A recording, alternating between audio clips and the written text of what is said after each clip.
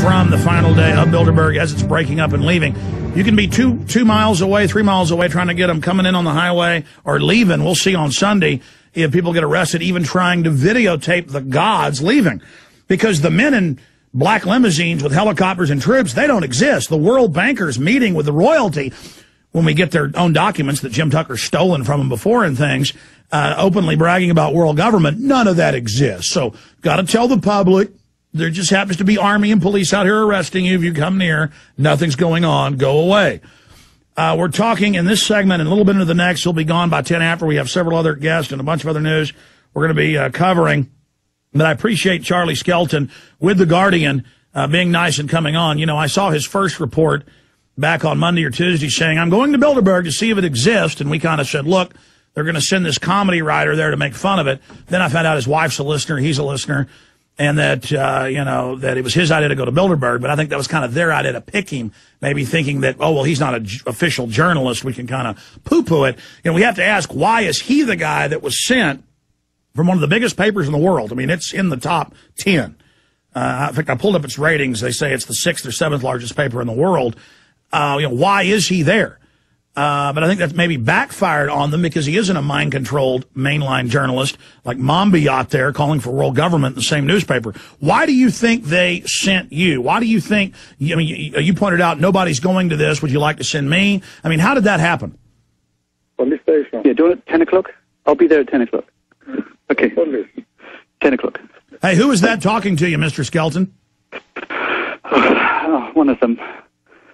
It's really bizarre. I wish I wouldn't have been babbling when the secret police came up. Tell me, oh, he was polite. He waited until you quit talking. What did the police officer say to you this time?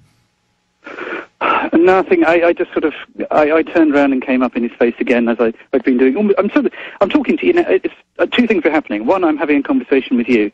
Number two, I'm walking around a small suburb up on the hill with about sort of 4 policemen in plain clothes on various corners and streets, and I'm sort of double backing and saying hello to them and dodging them, and I sort of almost as a game for myself. And Can we talk to him? Can we talk to him? I know it's not a game. And you know, it's that guy didn't really speak much English, so that wouldn't have been a good one. What was he saying about 10 o'clock?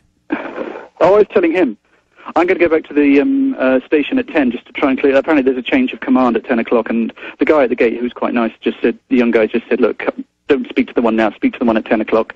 You might get somewhere with him. But obviously I won't get anywhere because, you know, the amount of pressure I can put on these compared to the amount of pressure David Rockefeller can put on these, it's slightly different. So I've got a feeling that my request to be left alone... But wait a minute, David Rockefeller doesn't exist. There's no world government. He just wrote his memoir 4 years ago saying he wants to overthrow the U.S. I mean, Mr. Skelton, you know, there's no world government, Mr. Skelton. Well, I kind of feel the tentacles of the world government tickling me on the back of my neck at the moment, and it's not a nice feeling. Well, what's wrong with them setting up a world government to carry out eugenics and a one-child policy and taxing you with carbon taxes to micromanage every facet of your life? I mean, what's wrong with them banning all your liberties? To answer your question, I think, is it's wrong in so many different ways that it's almost impossible to get your head around it. It's almost incomprehensibly bad. And it's so big. I wrote about this the other day. It's a bit like, I don't know whether you've read the Edgar Allan Poe short story where someone hides something in plain view. It's the Purloined Letter. And it's a story about, I'm going to give it away now, so close your ears if you don't want to hear this. But a letter is stolen and it's hidden in plain view on the wall. And in the story, Edgar Allan Poe talks about how if you look at a map and look for a word, you won't be able to see the word if it's the large word written right across in massive letters because you're looking close up. And I sort of think Stay there. This is key. This is key. You're talking about a spell.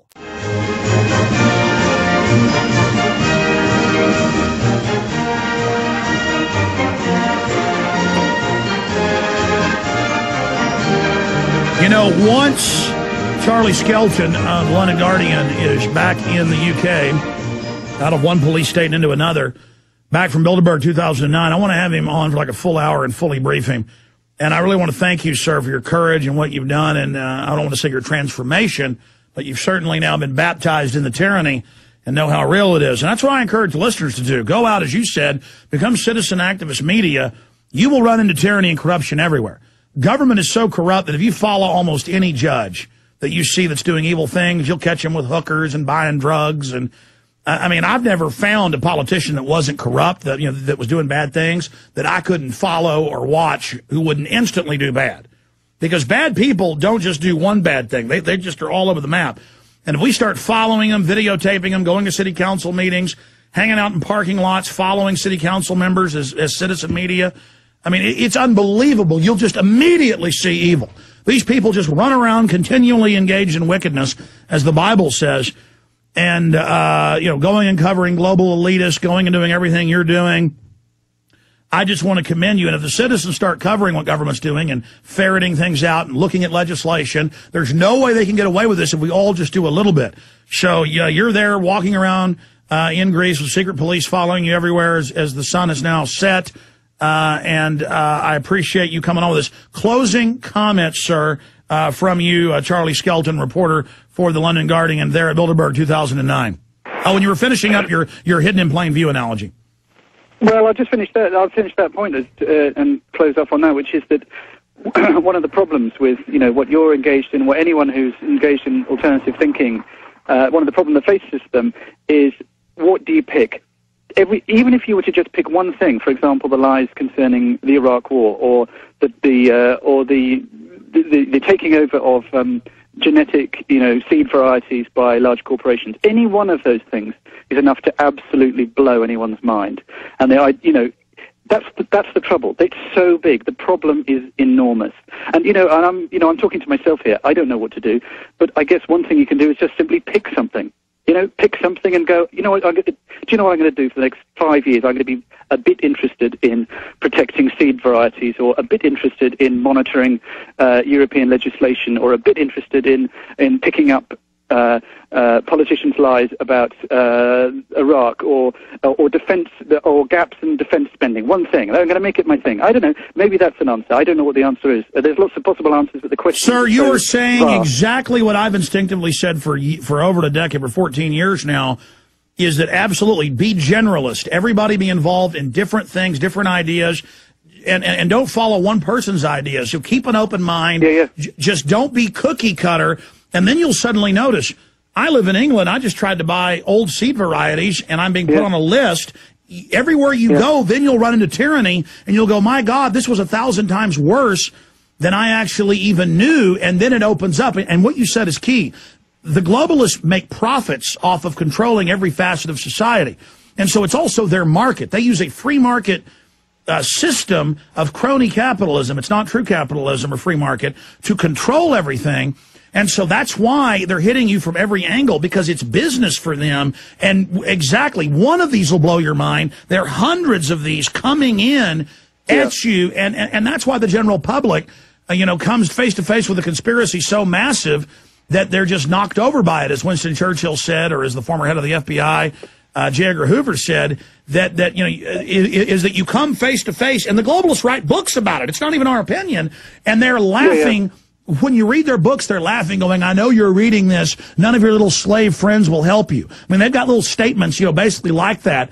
And you're going, none of my slave friends will help me. My God, these people are directly talking to the members of the public that actually read this. And you're just like, can't we wake the sheep up to beat these people? So we appreciate your courage. Maybe I can get you on for 15, 20 minutes on Sunday. We're on 4 to 6 p.m., so I'll have Rob call you, and we're very thankful for all your time. Anything we can do for you, Mr. Skelton?